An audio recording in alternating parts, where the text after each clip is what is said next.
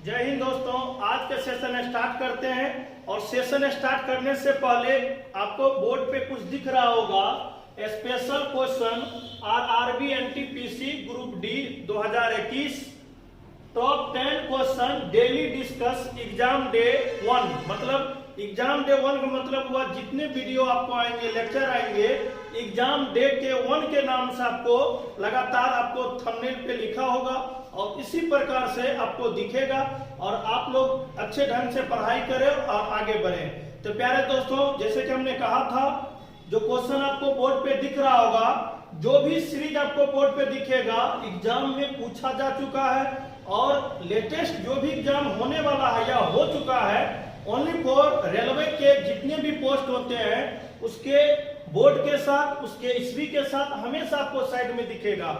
और ये जो हम लिख पा रहे हैं क्वेश्चन का जो रूप होता है, ताकि आपको फटाफट हम क्वेश्चन को जो फॉर्मेट होता है लिखे और सोल्यूशन करते चले जाए। तो उम्मीद करेंगे जो काम आप सबके लिए हम करने का प्रयास कर पा रहे हैं आप लोग को बहुत ही अच्छा लग रहा होगा। तो प्यारे दोस्तों, इस क्वेश्चन के यदि हम सॉल्व करेंगे तो थोड़ा बेसिक, हर एक क्वेश्चन में बेसिक के साथ आपको डिस्कस करते चले जाएंगे, ताकि इस तरह के कॉन्सेप्ट आपको रिकवरी भी हो जाए और बाय द वे कई क्वेश्चन आ भी जाएगा तो आपको दिमाग में अच्छा इस तरह के क्वेश्चन हमने पढ़ा है, डिस्कस हुई है, तो इस तरह के क्वेश्चन हमको बनना चाहिए, फीलिंग आनी चाहिए। तो प्यारे दोस्तों, अगर हम ब्रैकेट की बात करेंगे तो सबसे पहले रेखा कोष्ठ की क्रिया करते हैं, उसके बाद आपको ध्यान देंगे छोटी कोष्ठ की क्रिया करते हैं, उसके बाद मध्यम कोष्ठ की क्रिया करते हैं, उसके बाद बड़ी कोष्ठ की क्रिया करते हैं। ये हुआ पहली बात ब्रैकेट के रूप में। अगर हम लोग क्रिया के रूप में बात करेंगे तो सबसे पहले कहता कि का की क्रिया करें, उसके बाद गुना की, उसके बाद भाग की क्रिया करें, उसके बाद गुना की क्रिया करें, उसके बाद प्लस की क्रिया करें, उसके बाद माइनस की क्रिया करें। जल्दीबाजी में हम आपके लिए काम करेंगे, कम समय में ज्यादा क्वेश्चन कवर करवाएंगे, लेकिन जो मूल बात है उसको भी कवर करना जरूरी होगा। नहीं तो सिर्फ सोल्यूशन करेंगे प्यारे दोस्तों, तो सोल्यूशन तो आपको बुक में भी है, तो उससे कोई फायदा होने वाला नहीं है। मूल बात को भी ध्यान में रखिए और आगे भी पढ़ना जरूरी है। तो सबसे पहले हम इस रूप को देखेंगे तो यहाँ पे रेखा कोष्ठ मेरे लिए नहीं है, यहाँ पे छोटी कोष्ठ है, तो छोटी कोष्ठ को जोड़ेंगे तो 6 6 से 4 12, तो डायरेक्ट हम लिखेंगे प्यारे दोस्तों 24, और भागे के रूप में यहाँ पे 6 है तो 6 लिखेंगे। अच्छा, अब यहाँ पे न तो ब्रैकेट का कॉन्सेप्ट है न तो क्रिया का कॉन्सेप्ट है। हम तो जानते हैं अगर यहाँ पे प्यारे दोस्तों का की क्रिया नहीं तो यहाँ पे भाग की क्रिया है, तो भाग करेंगे तो ये दोनों को भाग करेंगे तो 4 में 4 से भाग देंगे तो 1 होंगे। तो हम जानते हैं 4 8 12 और यहाँ पे 1 जोड़ेंगे तो 13 हो जाएंगे। तो 24 में 6 से भाग देंगे तो 4 और यहाँ पे बट्टा हो जाएंगे। ठीक है, तो आपको देखना होगा ये किस विकल्प में है, आप उसको टिक आउट कर लेंगे। सेकेंड क्वेश्चन पे आते हैं। अब सेकेंड क्वेश्चन पे अगर हम लोग डिस्कस करेंगे, उस क्वेश्चन को सॉल्व करने का प्रयास करेंगे, तो इस बात को हमेशा याद रखना, जब भी मतलब कोई अंक हो फिर उसके बाद 2 अंकों के बीच में भाग हो, फिर कोई अंक हो 2 अंकों के बीच में पुनः भाग हो, फिर कोई अंक हो 2 अंकों के बीच पुनः भाग हो, तो इस प्रकार से जब भी आपके पास क्वेश्चन आ जाए, इस प्रकार का स्पेशल हम लोग भाग का कॉन्सेप्ट के रूप में जानेंगे। तो पहले क्या करना है प्यारे दोस्तों, ये दोनों के बीच में भाग करनी है। ध्यान दें इस बात को, जब भी भाग करनी है तो ये दोनों के बीच में पुनः भाग करनी है। तो भाग का मतलब बट्टा होता है, तो जनरली हम एक मरतबे लगाएंगे तो प्यारे दोस्तों एक बार में क्या होगा, एक मरतबे से ये 8 3 8 एक बार कैंसिल आउट हो जाएंगे, पुनः नहीं भाग देंगे 0, फिर 8 उतरेगा पुनः जगह 0 और फिर एक 8 कम। तो हम कह सकते हैं इसको अगर हम भाग देंगे नेचुरली तो 1001 हो जाएंगे और पुनः भागे में कितना हो जाएंगे, 88 हो जाएंगे। अब यहाँ पे क्या प्यारे दोस्तों, भाग का मतलब बट्टा होता है। आप बताओ सारे स्टूडेंट हमको 1000 बटा 8 करेंगे तो लगभग ये 11 पॉइंट समथिंग आएंगे, लेकिन क्वेश्चन में आपको यहाँ पे लगभग मान पूछा जाता है, तो लगभग मान आपका कितना हो जाएंगे, 11 हो जाएंगे। हम लोग नेक्स्ट क्वेश्चन पे डिस्कस करेंगे। अब थर्ड क्वेश्चन आपको बोर्ड पे दिख रहा होगा, इसमें 2 ही बात याद रखनी है, अंतिम वाले पद को याद रखनी है। अंतिम वाले पद ये सम में है कि विषम में है, पुनः इस बात को समझे। अगर ये सम में है तब भी याद रखनी है, विषम में है तब भी याद रखनी है। 2 बात यहाँ से आपने सीखा। दूसरी बात क्या है दोस्तों, ये भी याद रखना है अंतिम वाले पद में जो सम वाले पद होंगे उससे पहले वो माइनस का चिन्ह है कि प्लस का चिन्ह है। तो तो इस प्रकार के ये स्पेशल केस में आते हैं प्यारे दोस्तों, स्क्वायर के रूप में अगर अल्टरनेट में पॉजिटिव निगेटिव का कॉन्सेप्ट हो, यानी क्वेश्चन आपके पास दिखे तो अंतिम वाले अंक को दिखना होता है वो पॉजिटिव में है या निगेटिव में है। तो अंतिम वाले अंक अगर हम देख पा रहे थे यहाँ पे निगेटिव है तो हमने निगेटिव लिखा। अगर बाय द वे प्यारे दोस्तों यहाँ पे अगर मान कर चलिए ये न होके यहीं तक होता तो आप बताओ वो आपके लिए क्या होता, पॉजिटिव होता। चाहे पॉजिटिव हो चाहे निगेटिव हो, अंतिम वाले अंक पे ही फोकस करनी है। तो अगर अंतिम वाले अंक आपका निगेटिव है तो निगेटिव इस व्यंजक में लगा देना, अगर अंतिम वाले अंक पॉजिटिव है तो पॉजिटिव आप लिख देना।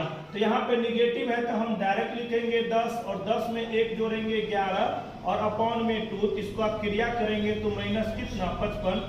तो उम्मीद करेंगे प्यारे दोस्तों ये स्पेशल क्वेश्चन है और आपको बोर्ड के साथ एग्जाम के साथ दिख रहा होगा स्क्रीन पे, ताकि आप अच्छे ढंग से क्वेश्चन को सोल्व कर पाए, आपको कॉन्फिडेंस बढ़े और आगे नेक्स्ट क्वेश्चन पे डिस्कस करेंगे। अब ये प्यारे दोस्तों ये जो क्वेश्चन आपको बोर्ड पे दिख रहा है ये कितनी बार पूछा गया है बता नहीं सकते हैं, लेकिन हाल फिलहाल में जिस बोर्ड में पूछा है वो तो आपको दिख ही रहा होगा स्क्रीन पे। लेकिन इस बात को याद रखना ये कॉन्सेप्ट है आपका रेशियल प्रोपोर्शन का, अनुपात एवं समानुपात का। तो ये जो प्रॉपर्टी है रेशियो का प्यारे दोस्तों, कहता क्या, जो भी अंश के बट्टा में जो भी अंक दिखे, जो भी अंश के बट्टा में जो भी अंक दिखे उसका मान वही हो जाती है। आप समझ पाए? आप कहेंगे सर ये तो बट्टा में है, आप जब भी बट्टा की कॉन्सेप्ट आता है तो हम लोग इस बट्टा को हटाने के लिए कोई वेरिएबल से गुना भी करेंगे, लेकिन आप क्योंकि ये बट्टा में है तो डायरेक्ट ऊपर में भी आप कोई वेरिएबल से गुना करेंगे, नीचे भी करेंगे तो दोनों तो रिमूव हो जाएंगे। तो इस वजह से वहां पे वेरिएबल से गुना करना आप कर भी सकते हैं, नहीं भी कर सकते, कोई दिक्कत नहीं है। तो हम कर सकते हैं अंश के बराबर अंश, तो यहाँ पे एक जगह 3 लिखेंगे, बी की जगह पे 4 लिखेंगे और सी की जगह पे 7 रखेंगे और यहाँ पे सी का मान 7। अब बताओ प्यारे दोस्तों ये 10 और 4 14 और बटा 7 अपॉन कितना 2, जो आपको विकल्प में दिख रहा होगा वही आपके आंसर होंगे। Next question. अब यहाँ पे आपको जब भी स्थानीय मान पूछे, चाहे जातीय मान पूछे, चाहे अंकित मान पूछे, आपको दो ही बात याद रखनी है, ये डायरेक्ट पूर्णांक के रूप में दे रखा है कि दशमलव के रूप में दे रखा है। लेकिन इससे पहले जितने भी एग्जाम हुआ है, जो भी आप पुराना बुक देखेंगे उसमें आपका पूर्णांक वाले ही डायरेक्ट मतलब पूर्णांक वाले ही पूछा गया, लेकिन आप हाल फिलहाल में दशमलव वाले फ्रैक्शन के साथ मतलब आपका ऐसे पूछा जाएगा जैसे हम आपको डिस्कस करेंगे और क्वेश्चन भी दिखाएंगे आपको तरह तरह का। हाल फिलहाल में जिस बोर्ड में पूछा गया ओनली फॉर रेलवे की मैं बात कर पा रहा हूँ, उसी के साथ आपको हम कवर करवाएंगे। लेकिन आपका इस प्रकार के क्वेश्चन जब भी दिखे तो आप इस बात को हमेशा भूल जाओ, हमको करना क्या है, जो आप जानते हैं, जो आपने सीखा उसको पहले आप रिकवर करो। तो हमको इतना मालूम है दशमलव को हटाने के लिए इसके आगे कितना अंक लिखेंगे, 4 लिखेंगे। अब ये बताओ 3 का आगे कितना आपको अंक दिखेगा, और 3 का आगे जितना अंक दिखता है वही आपके लिए स्थानीय मान, मतलब उतना हम लोग 0 कवर करते हैं। ये बात आपको मालूम है, बस रिकवर करवाना है ताकि आपको पता चले कि हमने कितना जाना और कितना हमको याद है। ठीक है, तो यही 3 बात आपका क्या हो जाएंगे, 100 हो जाएंगे। नेक्स्ट। अब यही छोटा सा क्वेश्चन आपको दिखने के लिए लग रहा होगा, देखने में लग रहा है बहुत छोटा सा क्वेश्चन, लेकिन एग्जाम में पूछा जा चुका है। और यही एक छोटा चाहे बड़ा हो क्वेश्चन सबके इक्वली मान बराबर होंगे और यही आपको सिलेक्शन दिलवा सकता है, यही क्वेश्चन आपको सिलेक्शन छीन भी सकता है। तो हम लोग जानते हैं बचपन से ये दोनों को नॉर्मली गुना करते हैं, अंश को जोड़ते हैं। तो आप बताओ ये समान अंक को गुना करेंगे तो क्या समान अंक को यदि आप गुना करेंगे तो क्या स्क्वायर हो सकता है क्या? आप कहेंगे यस। अब यहाँ पे बट्टा में जो अंक दिख रहा होगा तो ये दोनों को हम लोग नॉर्मली काटेंगे। अब बताओ आप सबको हम चाहे ऑफलाइन के माध्यम से चाहे ऑनलाइन के माध्यम से हमने स्क्वायर का जो नियम होती है वो हमने सिखाने का प्रयास किया है। 1000 से कितना कम है तो 1 कम है, तो जितना कम होता उतना का हम स्क्वायर करते हैं। 1 कम है 1 स्क्वायर तो 1 होंगे, लेकिन 1000 के करीब होता है तो हम लोग 3 अंक में लिखते हैं। अब दूसरी बात है 1000 से जितना कम है उतना ही कम करेंगे, तो 1000 से 1 कम है तो 999 में से 1 कम है 998 हो जाएंगे। और अंश को यदि प्यारे दोस्तों जो भी हमको जोड़ना होता है वो जोड़ेंगे। अब बताओ यहाँ पे अगर जोड़ेंगे तो ये 6 हो जाएंगे, ये 9 हो जाएंगे, ये 9 हो जाएंगे, 8 हो जाएंगे, 9 जो कि आपको इस विकल्प में दिख रहा होगा, यही आपका आंसर होंगे। प्यारे दोस्तों नेक्स्ट, अगर इस प्रकार के पैटर्न, अब ये प्यारे दोस्तों ये क्वेश्चन जो है आपका सिंप्लीफिकेशन का है आपको हर एक जगह मौका मिलेगा।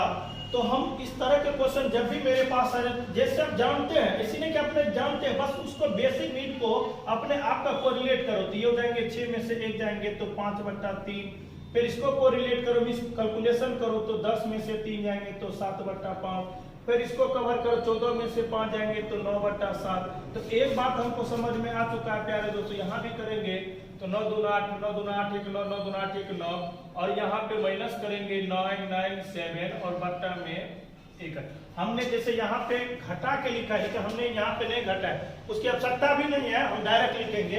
अब इस पैटर्न को देख पा रहे प्यारे दोस्तों, तो ये इस प्रकार से कट रहा है, इस प्रकार से कट। अब यहाँ से क्या करें, हम घटाएंगे तो यहाँ पे 1 0 0 1 और बट्टा में यहाँ पे कितना है 3। तो हम कर सकते इस क्वेश्चन के जो सही आंसर होंगे 1000/3। नेक्स्ट, अब ये जो क्वेश्चन आपको बोर्ड पे दिख रहा होगा, ये क्वेश्चन आपका एलसीएम और एचसीएफ का है। जब भी सरलतम रूप बोले, सिंपलेस्ट फॉर्म बोले, तो हम लोग कुछ नहीं करते प्यारे, तो हल्का फॉर्मेट आपको सिखाने का हम प्रयास कर रहे हैं। आप जो भी छोटा होंगे उसको हम लोग भाजक बनाते हैं, तो भाजक आपको दिख रहा होगा अंश, और जो संख्या आपको बड़ी दिख रही है उसको हम लोग भाज मानते हैं। तो 23 83 और 68। और नॉर्मली आप एचसीएफ तो जानते ही हैं, तो ये एक बार क्रिया करे चाहे 2 बार करे, उसको अंतिम भाजक जो होती है वही आपका एचसीएफ होती है, ठीक है। लेकिन आप अंतिम जो भी भाजक होंगे प्यारे दोस्तों, आप तो वो 100% बना सकते हैं।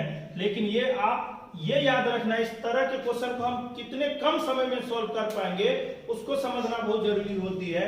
तो आप अगर देखेंगे तो हमेशा हम सारे बच्चे को एक चीज हमेशा कवर करवाते हैं, ये 1 का दुगुना यहाँ पे 2 है प्यारे दोस्तों, तो बिल्कुल तो याद रखना, जिस विकल्प में दुगुना का सेंस आपका दिखे वही आपका आंसर होता।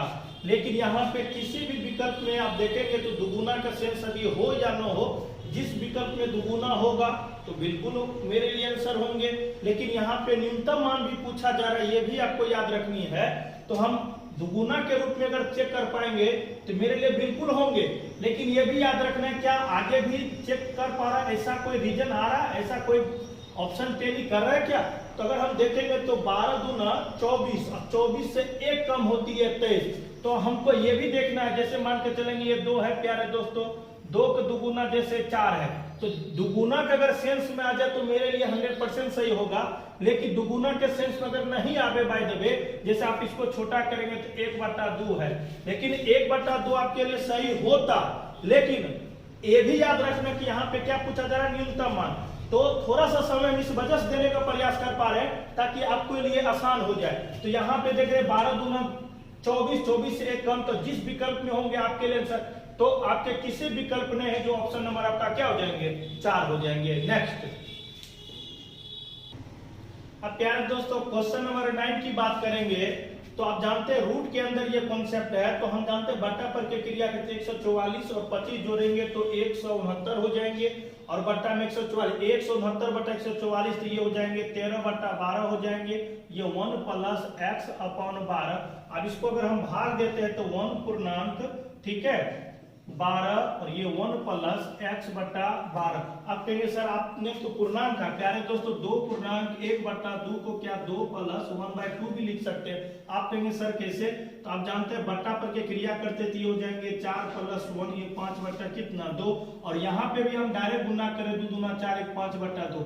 इस बात को याद रखना, जब भी आपको पूछे पूर्णांक के यहाँ पे कौन सा चिन्ह होंगे तो आपको जवाब होनी चाहिए 100% प्लस का चिन्ह, ठीक है। तो हम कह सकते हैं ये इसके साथ संबंध स्थापित कर लेगा, ये इसके साथ, और ये पूर्णांक, मतलब ये बात समझ में आ जाए, हर के लिए हर हो जाएंगे, पूर्णांक के लिए पूर्णांक हो जाएंगे, अंश के लिए अंश हो जाएंगे। तो बताओ यहाँ पे x का मान के लिए क्या वैल्यू हो जाएंगे, तो 1। हम कह सकते हैं प्यारे दोस्तों इस क्वेश्चन का सही आंसर 1 होंगे। नेक्स्ट, इस सेशन का लास्ट क्वेश्चन आपके सामने जो बोर्ड पे दिख रहा होगा। अब इसमें 3 प्रकार का क्वेश्चन आपसे पूछा जाएगा, या तो स्क्वायर के फॉर्म में पूछा जाएगा, या तो क्यूब के फॉर्म में पूछा जाएगा, या विदाउट स्क्वायर रूट के फॉर्म में पूछा जाएगा। तो उम्मीद करेंगे ये 3 बात आपको समझ में आ चुका है। अब यहाँ पे क्या पूछने का 2 रीजन, इसमें 2 कॉन्सेप्ट इंक्लूड किया गया, एक स्क्वायर कवर किया गया और एक स्क्वायर रूट कवर किया गया। तो जब भी इस प्रकार के क्वेश्चन आ जाए तो आपको ये पता करना छोटा किधर है। तो प्यारे दोस्तों यहाँ पे छोटा 0.1 है और यहाँ पे 0.01 है। तो आप कहेंगे सर हर में छोटा है, तो जिधर छोटा हो उधर 1 लिखनी है, हमेशा इस बात को याद रखनी है। अब ऊपर वाले कितना गुना से बड़ा है, तो ऊपर वाले 10 गुना से बड़ा है। अब ये देखना है पावर में क्यूब है कि स्क्वायर है, तो जो भी पावर होंगे उसको दे देना।